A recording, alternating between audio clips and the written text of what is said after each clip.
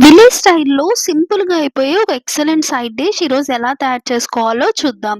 ఇందుకు కావాల్సింది వంకాయల్ని కట్ చేసి నేను ఉప్పు నీళ్ళలో వేసుకున్నాను. అలాగే చింతపండు నానపెట్టుకోవాలి. ఆనియన్స్, ఎండుమిర్చి కావాలి. ఇప్పుడు బాండిల్ పెట్టుకొని అందులో 2 స్పూన్స్ ఆఫ్ ఆయిల్ వేసుకోండి. 2 స్పూన్స్ ఆఫ్ ఆయిల్ అయితే సరిపోతుంది.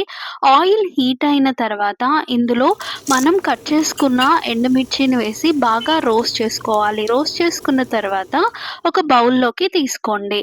తర్వాత ఇందులోకి మనం కట్ చేసుకున్న వంకాయ ముక్కల్ని వేసి బాగా సాఫ్ట్‌గా అయ్యేంత వరకు ఒక 15 మినిట్స్ రెండు వైపులా బాగా సాఫ్ట్‌గా అయ్యేంత వరకు బాగా మీడియం ఫ్లేమ్‌లో పెట్టి వేపుకోవాలి. ఇప్పుడు మూత పెట్టి నేను బాగా రోస్ట్ చేసుకున్న ఈ వంకాయ ముక్కల్ని ఒక బౌల్‌లోకి తీసుకోవాలి. ఇది బౌల్‌లోకి తీసుకున్న తర్వాత ఇందులో తగినంత ఉప్పు, ఇందాక మనం ఎండుమిర్చిని రోస్ట్ చేసుకున్న దాన్ని మిక్సీ పట్టుకోవాలి. ఇలా కచ్చా పచ్చాగా పౌడర్ చేసుకొని ఇందులో కలుపుకోవాలి. మీకు మిక్సీ ఇష్టం లేకపోతే రోట్లో అయినా దంచి వేయండి. ఈ మూడిటిని నేను చేత్తో ఇలా స్మాష్ చేస్తున్నాను. మీకు ఇలా స్మాష్ చేయడం ఇష్టం లేదనుకుంటే స్పూన్‌తో అయినా సరే మీరు కలుపుకోవచ్చు. ఇలా చేత్తో కలిపితే టేస్ట్ డిఫరెంట్‌గా బావుంటుంది. ఇందులోకి కొంచెం మనం నానబెట్టుకున్న చింతపండు రసాన్ని, అలాగే వచ్చేసి మనం ఇందులో కట్ చేసుకున్న ఈ ఆనియన్ ముక్కల్ని కూడా యాడ్ చేసుకోవాలి.